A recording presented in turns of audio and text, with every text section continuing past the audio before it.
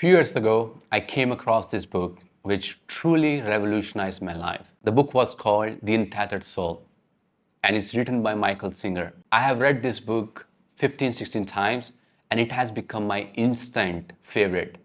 And in that book, there's a chapter called Contemplating Death, where Michael Singer is saying how death can become your true, real friend if you recognize its importance and its value.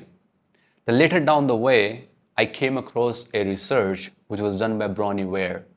She was a nurse who would help patients at the end of their life. When Bronnie would spend some time with them, she would ask them how they have lived their life and if they had any regrets. Over time, she realized there are certain themes which are occurring again and again. And then she wrote a book called The 5 Regrets of the Dying. In the descending order, the 5 regrets were: I wish I let myself be happier. I wish I stayed in touch with my friends. I wish I had the courage to express my feelings. I wish I had not worked so hard. And the biggest one was, I wish I had the courage to live the life that was true to me than the life others expected of me. She realized that most of the people did not even honor half of their dreams, and it was only due to the choices they had made or had not made. And you can literally feel the intensity of pain in these 5 regrets. The reason why you have this fear of failure is because you think that there is a tomorrow. It's because you think you have time. It's because you think that you have to impress someone. Because you believe that you will only die at 70 or 80 and you have time and you have to make it everything right so that people can validate you, there is a fear of failure. You're not afraid of actually failing, you're actually afraid of living. And the reason why you're afraid of living, because your living is attached to how people perceive you. But the reality is, there's no such thing as tomorrow.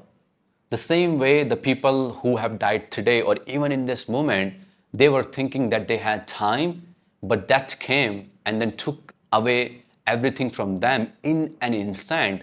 You and me, we are in the same boat. It's worth considering that you and me, all of us, have come with nothing, with empty hands, and we will leave with nothing with empty hands. And in between, whatever we have, friends, money, family, possessions, is been given to us by the universe, by God, or by life to do service to others, to live a great life, and then we will have to give it back and then leave and continue our next journey. So time is not guaranteed. Tomorrow is not guaranteed.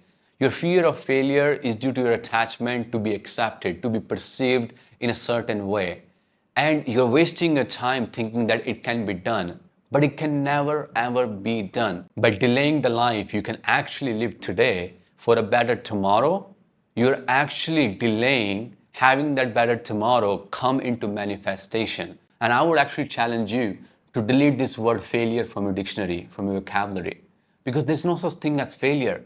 We all are here to explore life. We all are here to learn our lessons. We all are here on this beautiful planet Earth to just witness life in a unique way. And we will witness it for certain years, and then we will continue on our spiritual journey wherever we will go, which we don't know. So why not live in the present? Why not honor what universe is inspiring through us? Why not appreciate the time we spend with people? Why not say that I love you? Why not ask that girl out? Why not start that business? Whatever is that sparking the fire in you, whatever is that motivating you to do it, just go and do it. And don't fear the fear of failure. Don't believe that you will have to have the right answers before you start.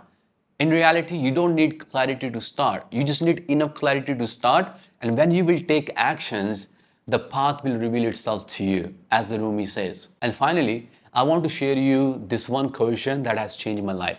Anytime I find myself being indecisive, being fearful, I come into this question and it opens my eyes and it takes me directly at the core of my being, at the core of my institution, and take the decision and action that is actually worth doing. So the question is, if this was my last day on planet Earth and I could take only one action that would make sure I would die with fulfillment and without regret, what would I do? And instantly, it takes me at the very place where I can live my greatest life. And finally, when people look back at their lives, is the things that they have not done that generate the biggest regret. So why wait?